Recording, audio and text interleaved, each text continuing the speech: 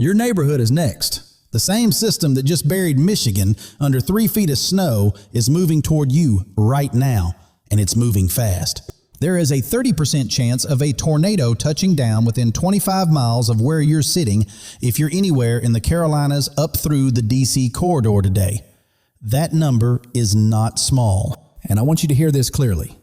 Near Marquette, Michigan, forecasters are calling for another 25 inches of snow on top of what's already there. This storm has not even come close to finishing. Coast to coast, high alert, blizzard conditions tearing through the Midwest and Great Lakes, a major severe weather outbreak unfolding right now across the east, and record heat baking the Southwest all at the same time. Doesn't matter where you live east of the Rockies, this system has got something with your name on it today, and we're going to walk through it region by region so you're not caught off guard. Stick with me. Around the 5-minute mark, I'm going to give you the exact hour-by-hour timing for when the severe weather line hits your area, so you can plan your afternoon accordingly. And stay through to the end because I'll break down what the long-range models are showing for late this week, and honestly, what they're starting to agree on has me paying very close attention right now. Before we dive in, go ahead and drop your city in the comments right now and tell me what it looks like outside your window. Are you watching snow pile up, tracking storms on the radar, or out west sweating in 95-degree March heat? Throw in your temperature if you've got it. I read every single one of these, and your on-the-ground reports honestly give me information the models just can't. All right, Tuesday, March 17th, and this storm is still very much in motion. So let's start right where the danger is most immediate and work our way out. I want to be upfront with you about something. In all the years I've been tracking severe weather, a March setup with this combination of blizzard, tornado outbreak, and record heat happening simultaneously across the same country is genuinely rare. And I don't say that lightly. The Storm Prediction Center is holding a level 4 out of 5, a moderate risk, from near Columbia, South Carolina, all the way up through DC and into Maryland. And that's surrounded by enhanced and slight risks stretching from central Florida up through central New York. The main threats today are strong tornadoes, widespread damaging wind gust, and large hail. And I want to stress that word widespread because this isn't just about the bullseye in the moderate zone. Here's something that catches a lot of people off guard on a day like this. Even completely outside of thunderstorms, background wind gusts are running routinely in the 30s and 40s miles per hour across the entire east just from that cold front dragging through. Throw an organized severe thunderstorm on top of that background wind, and you're suddenly looking at gusts in the 70s and even 80s miles per hour. And a gust like that does not care what's in its way. If you're driving a high-profile vehicle today, a pickup, an SUV, anything with some height to it, take it easy on the open stretches. And if you've got anything loose outside the house, now's a good time to bring it in before this line arrives. That 30% tornado probability in the moderate zone is worth pausing on. What it actually means is that for any spot inside that zone, the chance of a tornado touching down within 25 miles is genuinely real. And some of those could be significant. EF2 are stronger. EF1 and EF2 tornadoes from last night's activity are already being confirmed on the ground in North Carolina and Virginia. Northwest damage survey teams are out there assessing right now as the next wave lines up to come through. Picture this, and this is the scenario that actually keeps me up before a day like today. You're in Raleigh, it's noon, the sun breaks out, feels like a pleasant afternoon. That sunshine is genuinely not your friend right now because it's adding instability to an atmosphere that is already coiled up and ready to go. If you're in the Eastern Carolinas and you see any sunshine break out this afternoon, treat that as your cue to check your weather alerts, know where your safe spot is, and be ready to move quickly if a warning drops for your county. All right, here's the hour-by-hour timing I promised you, so write this down if you need to. Storm motions are very fast today, so these things are going to roll through quickly. Atlanta Metro, most of the activity is already pushed through or is wrapping up right now. Columbia and Charlotte, you're in the prime window through midday into early afternoon. Stay heads up. Raleigh, Greenville, Fayetteville, you're in the thick of it from late morning through mid-afternoon. And this is the zone where we're most concerned about any discrete cells that stay organized long enough to produce a longer track tornado. Washington, D.C., Baltimore, Philadelphia. The line arrives near rush hour, call it 4 to 6 p.m. Strong wind gust and embedded tornado potential are still very much on the table, even that far north. New York and southern New England. You're looking at the line after dark, roughly 7 to 9 p.m.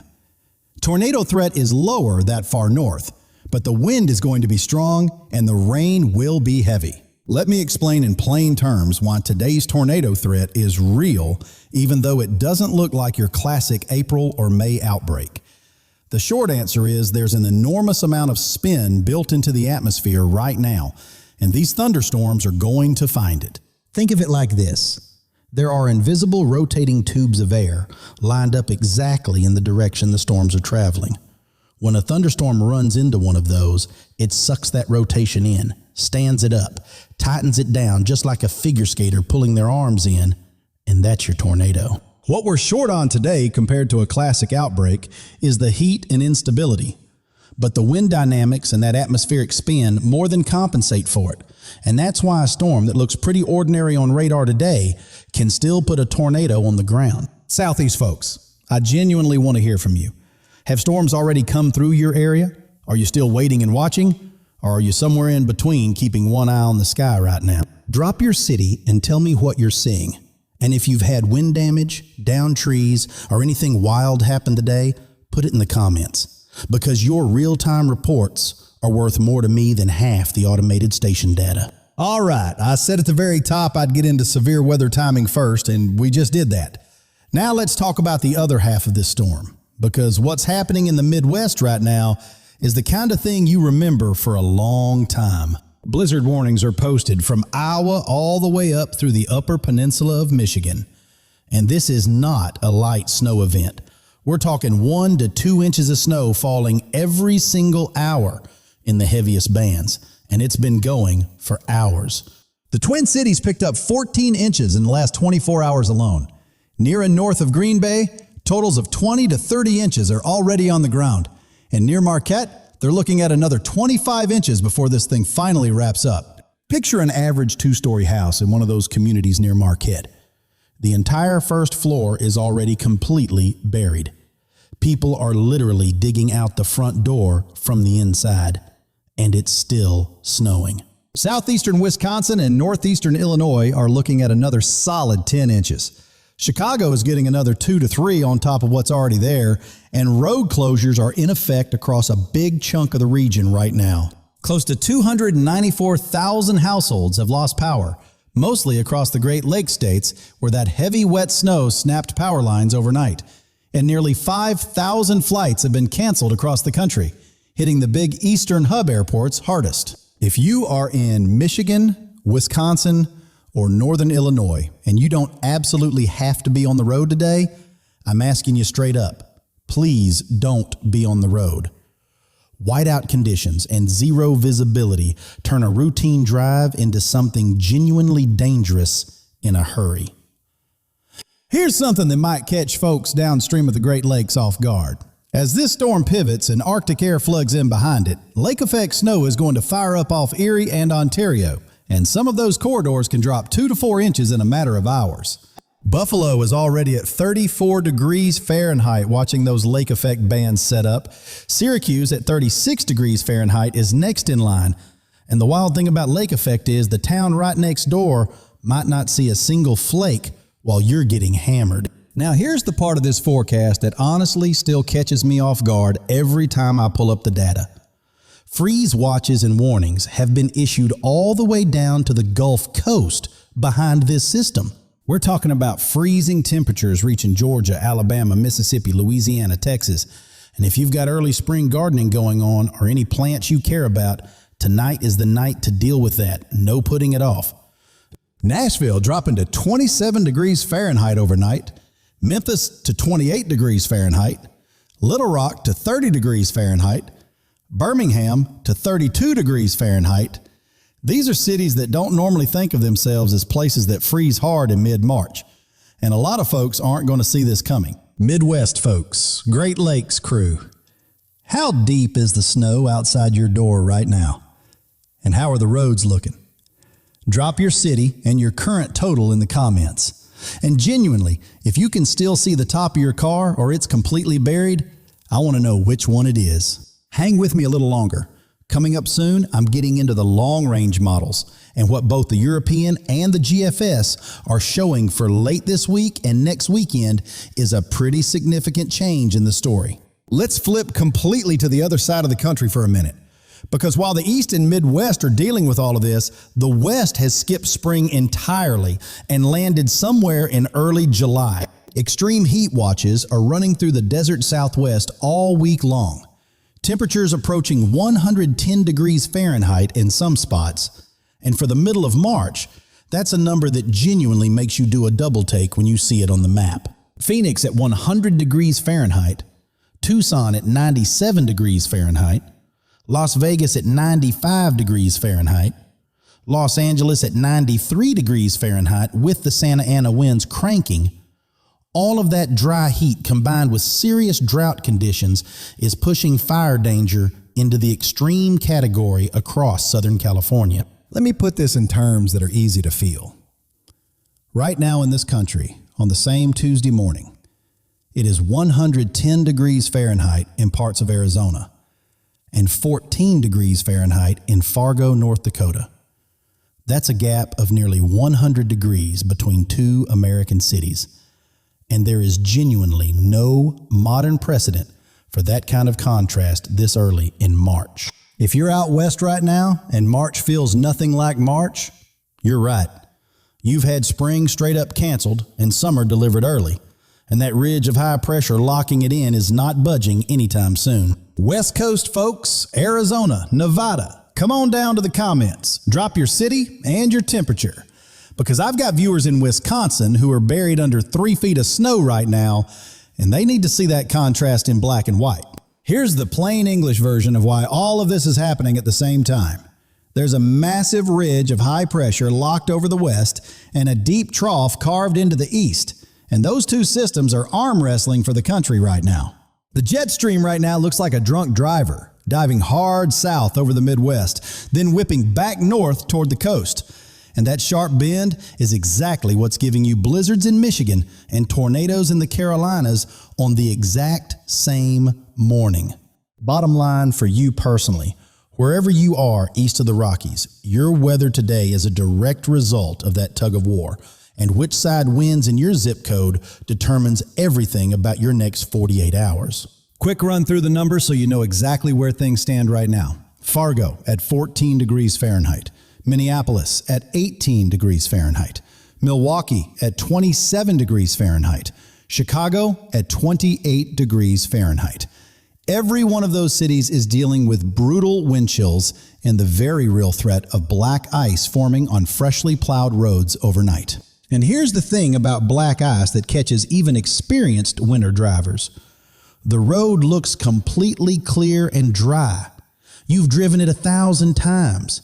And then the back end of your car just starts coming around on an overpass and there is nothing left to do. Mid-Atlantic right now, Washington, D.C. at 54 degrees Fahrenheit with 31 miles per hour gusts. Baltimore at 52 degrees Fahrenheit with 35 miles per hour gusts. Philadelphia at 52 degrees Fahrenheit with heavy rain.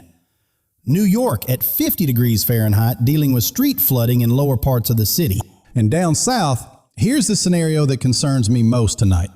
Atlanta is at 57 degrees Fahrenheit right now. Feels perfectly fine. But that overnight low drops to 28 degrees Fahrenheit, which means the Georgia peach orchards that are already in full bloom are going to take a direct hit from a hard freeze. And there's nothing farmers can do about it at this point. Florida, Miami at 75 degrees Fahrenheit, Tampa at 73 degrees Fahrenheit, Jacksonville at 70 degrees Fahrenheit. The front is dragging through the peninsula with rain and gusty winds, but the severe weather risk does decrease as you push further south. Don't sleep on Hawaii right now. The Kona low has been pounding the islands with dangerous flooding rain. 130,000 people have lost power, and active flash flood and landslide warnings are still posted. If you've got family out there, a quick text to check in wouldn't hurt. I have to say this out loud. Somewhere in the comments right now, there's somebody in Wisconsin digging out from 3 feet of snow. Somebody in Arizona sweating at 105 degrees, and somebody in Hawaii watching their street turn into a river. Same country, same Tuesday morning. Tell me which one you are. City, temperature, and what the sky looks like outside your window right now. Because today the comment section of this video might genuinely be the most accurate weather map in the entire country. I'll put a question out there while we're at it. Some forecasters are calling this the most significant March storm setup in at least a decade, given everything happening simultaneously across the country. Do you think that's the right call? Or does it feel like the weather community tends to overstate these things? Genuinely curious what you all think, because you're the ones living in it right now. And there's no wrong answer. I just think it's worth having that honest conversation. All right, I made you a promise at the top of this video about the long-range models, and here we go. Because after a day like today, I think you deserve some good news mixed in with the forecast. Once this system clears out Tuesday and Wednesday, there's a brief window where things quiet down noticeably. Another clipper skims through the Great Lakes and Ohio Valley midweek, bringing some light snow, but nothing that's going to cause the kind of disruption we're dealing with today. The bigger story for you personally is that the ridge of high pressure over the west starts pushing east as we get into Friday and Saturday. And if you've been shoveling snow or bracing for severe weather all week, that warm-up is going to feel like an absolute gift. We're talking temperatures that swing from 20 to 30 degrees below normal today, all the way back up to near or above normal by the weekend. And for a lot of people in the Midwest and Mid-Atlantic, that is going to feel like an entirely different season inside of 72 hours. There's a developing system I'm watching for late in the week across the Ohio Valley. Too far out to commit to specifics right now, but the pattern supports it. Both models are picking it up, and it could become a real story for the Mid-Atlantic and Northeast if it tracks the way the European model is hinting. For the Southeast specifically, that warm-up plus the continuing moisture flow means scattered showers and thunderstorms are possible again this weekend. So if you thought you were done with the weather roller coaster after today, the ride isn't quite over yet. The rest of March is going to keep us busy. Warm spells, cold shots, active storm tracks. Not boring, not a slow news week, and I'll be tracking every piece of it so you stay ahead of what's coming your way. Before I let you go, let me run through the short list of what I'd actually do in the next 24 hours if I were in your shoes. Because some of this is genuinely time sensitive. Carolinas through DC corridor have multiple ways to get weather warnings this afternoon. Your phone alerts turned on, a weather radio if you've got one, local TV in the background, and know in advance where you're going if a tornado warning drops for your county. Midwest and Great Lakes, I know I sound like a broken record, but stay off the roads unless you genuinely have to be out there. Whiteout conditions and 1 to 2 inches per hour snowfall rates are not something you want to test. Deep South and Gulf states. Tonight's freeze is going to be harder and faster than most people are expecting. So get the plants in, wrap the outdoor faucets, and maybe knock on the door of the older neighbor nearby who might not be watching the forecast. West Coast and Desert Southwest. Red flag fire conditions are widespread. The drought is bad, the heat is extreme. Take those warnings seriously and make sure the elderly folks in your life are checking in with someone today. Last call on comments, and I mean it every time I say this. What city are you in? What does your current temperature look like? And what has today's weather actually put you through? Shoveling out in Milwaukee, watching the tornado warnings in Raleigh, bracing for the freeze in Atlanta tonight, sweating it out at 100 degrees in Phoenix, or dealing with flash flood alerts in Hawaii. Every single one of those stories belongs right here in the comments. And if there's a specific city or region you want me to break down more deeply in tomorrow's update, just name it below. I'll make sure it's in the next video because this pattern has a lot more to say before it's finished with us. We're tracking everything. The blizzard cleanup across the Great Lakes, the hard freeze pushing into the Gulf states tonight, and especially that developing system in the Ohio Valley that both models are starting to lock in on for the back half of this week. That late week system is the one keeping me up right now. Because if the European model is anywhere close to right on the track, there's a specific corridor from Pittsburgh through Philadelphia and up into New York City that could be looking at a significant and disruptive weather event. I'm going to have the full breakdown The track, the timing, the potential impacts, who gets what, in the next video as soon as those model runs come in, and I can give you a confident read on it. Hit subscribe and flip on the bell notification, because when that update drops, I genuinely need you to see it right away and not find out 2 days later when there's nothing left to do about it. Stay safe out there today. Look out for your neighbors, and I'll see you in the next one. There's a whole lot more weather on the way, and we are going to get through all of it together.